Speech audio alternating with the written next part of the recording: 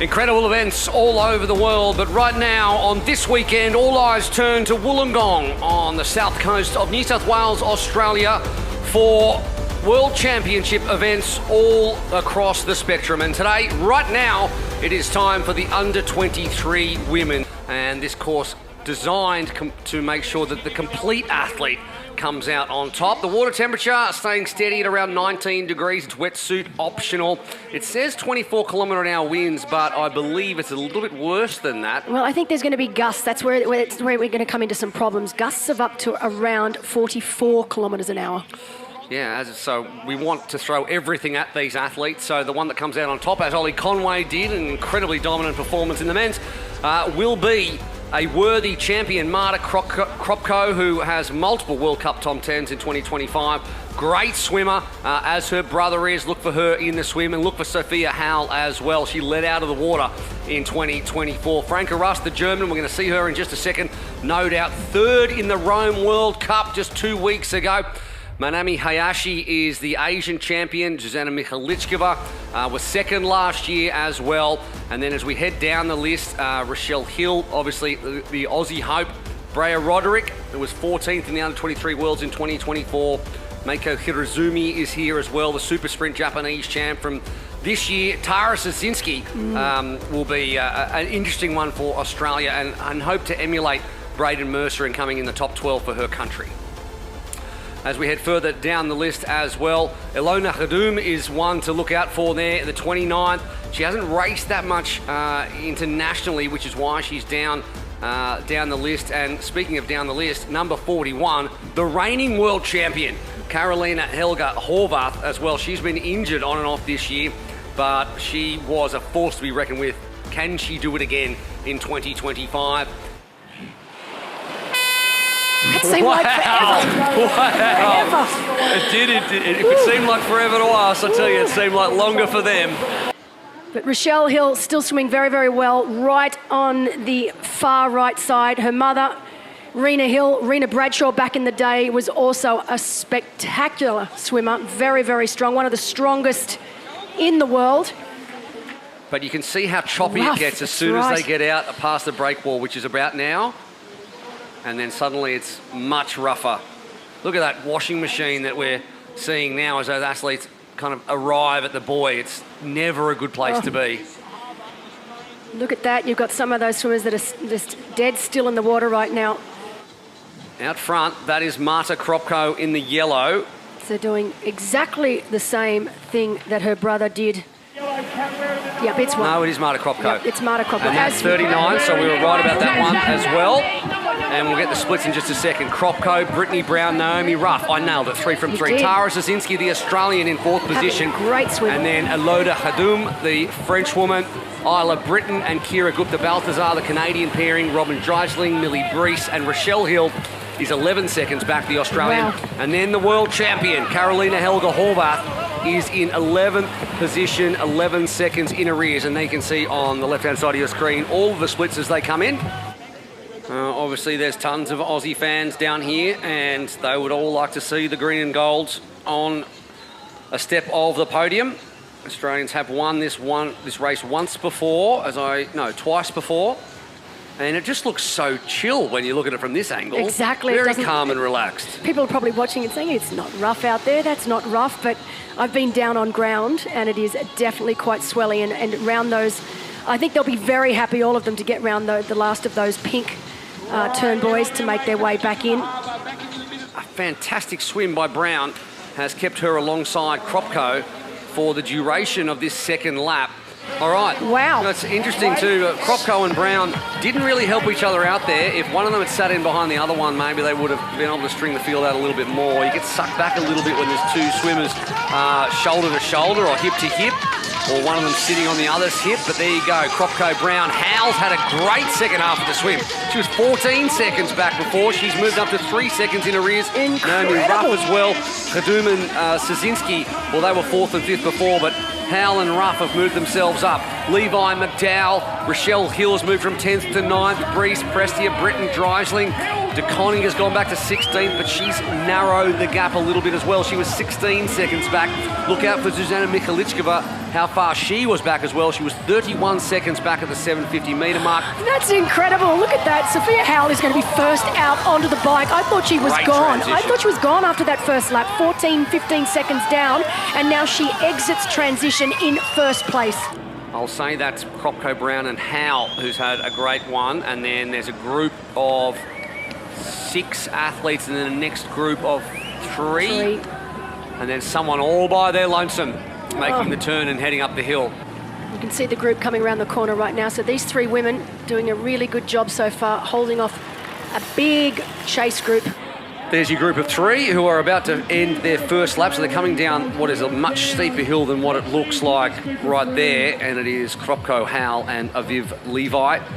The 3 of them, and Kropko working off the front. Howell sitting in behind, having done so much work in the second half of that swim to put herself where she is. They have now been caught, so 13 seconds has just evaporated in the course of about 2 kilometres. wow. Now it's Franca Rust who's driving things at the front. We need to have a group of women now that are prepared to just put themselves in the hurt locker for a lap or 2 to try and get away. This group is too big.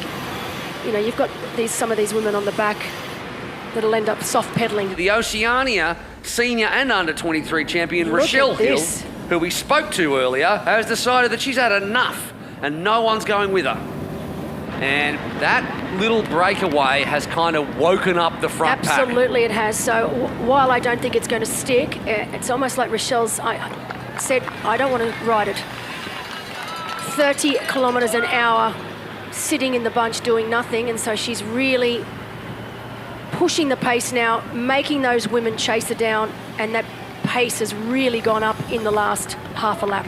The best position for the women to be right now is up the pointier end of this big group, just because exactly what you said, every time they go around a corner like that, it's just so tough on the legs to get them back up to speed, and those gaps do start to form. And Maureen Franca Rust in the front, and then Howell next to her as well. There's Tara Sasinski and Rochelle Hill, the Australians. Aviv Levi there, Bria Roderick. Let's see who comes out first. Alona Hadoum as well was in early, as was Marta Kropko and Martina McDowell. Oh, we've got our first top out now. 8. Bang. And here come your athletes out. And it's Hadoum who comes out first. So we've got 9 at the front. Hill leads them. Beautiful shot here of Wollongong. You can't. It's the 2 Aussies, 1 and 2. You can't tell, Will, from this shot, just they are actually running uphill all the way till they get round that corner, so that's a better shot of it. So it is, while it's not a very long hill, it's still a hill and it's still going to hurt them. So there was a little attack there by Jurankova, and then Hadoum, Prestia, Rust, Sazinski, Kropko, and Casals, the Spanish athlete, are the top 7, and then Sophia Howell's in there as well, and Hill's actually fallen back a little bit now. And she looks good. You know, we see her shaking out the arms. And I remember when I used to think if I saw an athlete doing that they were just starting to tighten up a little bit around the shoulders and neck area. And so it's really important, just by giving that little bit of a shake out of the arms, you know, the shoulders drop, everything starts to relax. And you want that upper body to stay as relaxed as possible and just let the legs do all the work. And there comes a time, I suppose, Belinda, where the chasing group start to think about the minor medals. Exactly. And that's when pace Jurankova's starts to, happy. And all of a sudden, those seconds start to really push out to a point of no return. So she doesn't look like she's under too much pressure, does she? She doesn't. She looks really in control. Our race leader, who has made the breakaway early in the run, as she saw Ollie Conway do, Heidi Jurankova, the Czech athlete who was 4, then 6 seconds, and now more than that. And she has some high-quality athletes chasing her in this pack who are pacing their way off this motorbike. Well, this is where we talk about whether we roll the dice, and the question of rolling the dice comes from the chase pack, because the dice has been rolled by the Czech athlete, and now it's, do I go for gold and risk silver and bronze? And as soon as that doubt comes into the mind, I imagine that that's the race won for the Czech athlete, which, you know, and all that happens between the ears while your heart rate's at 180, and you're starting to look around and you're starting to think, and it's a consistently changing landscape. But some of these athletes will start to be thinking about just hanging in there and giving themselves a chance at the podium. Yeah. Presti has realised, we are on the third of 4 laps. If we allow her to keep putting time into us, when she goes on that last lap, we are in big trouble because they're just going to run out of real estate. So now... Oh, can Rochelle Hill respond? That's the question. Yeah. The Italian is doing to the Hungarian what the Hungarian did to the Italian last year for the exact same positions on the podium, 2nd and 3rd. Well, this race is not over, everybody. Absolutely not. Suddenly, maybe she saw that too, Prestia, and she thought she just doesn't look the same way she looked a minute ago or a few minutes ago. And can the Italian, Angelica Prestia, bridge across? Yeah, bridge across and run down. Look at the difference in leg turnover right now. Wow. It's hammering along. This is a woman on a mission. Oh, it's gone. It's over. And she has pounced right now. All right. Wow. We've got to change.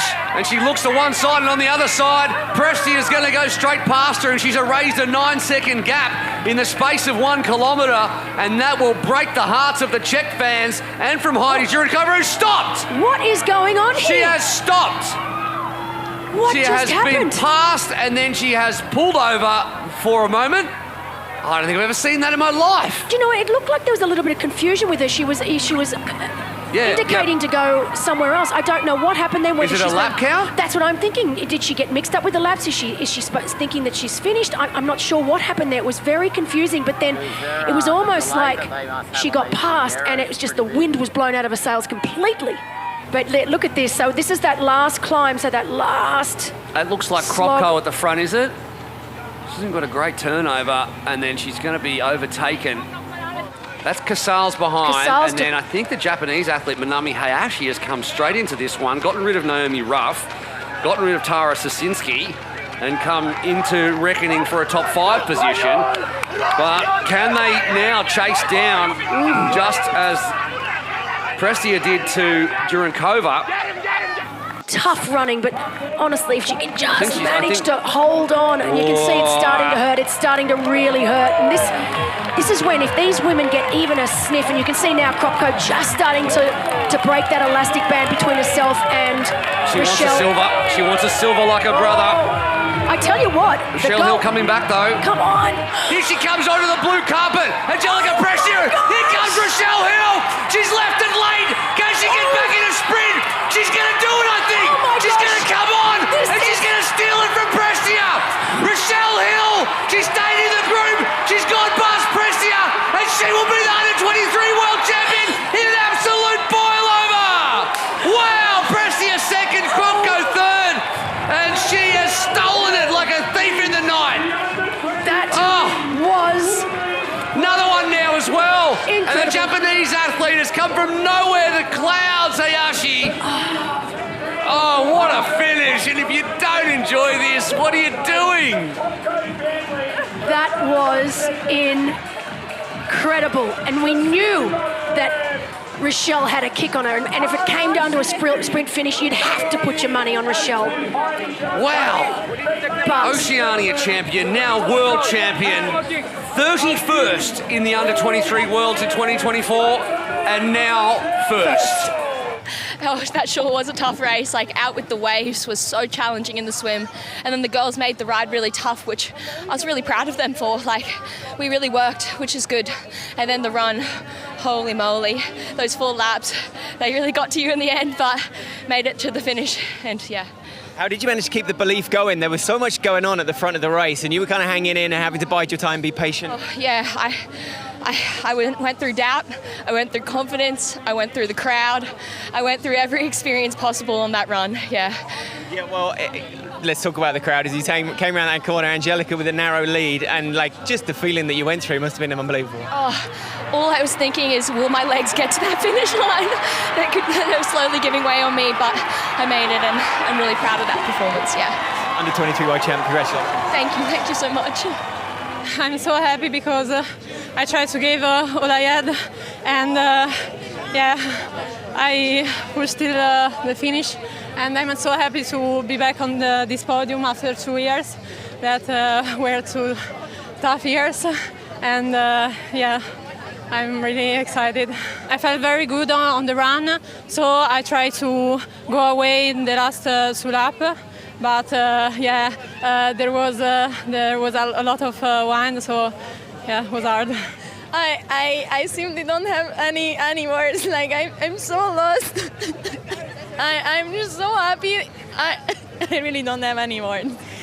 Well, let's take it through the start of the race then, and the swim that you managed to pull together exactly as you would have wanted. The determination in your face at the Aussie exit. Actually, like I wanted to be like my brother. I was like, no, if he's gonna lead out the swim, I gotta lead out the swim. So it was just that, honestly. And I knew that if I wanted to take my chance, like I had to take out the swim as fast as possible to like maybe be able to lose some girls on the swim. However, I was really trying to push the first two laps. I was almost all the time on the front. I don't consider myself as a good runner, so I was like, oh, if we are like 20 girls, like I don't even know what I should be doing then. I don't know, I was just going with the flow, but like I was taking each step at the time. And I was just racing with the spirit of my sister because she's watching this from home, and probably my brother has already told, but we dedicate this weekend for our sister Yasmin. 2 seconds in the end it was. It was decided by 4 seconds last year, so this race just continually throws up absolute crackers.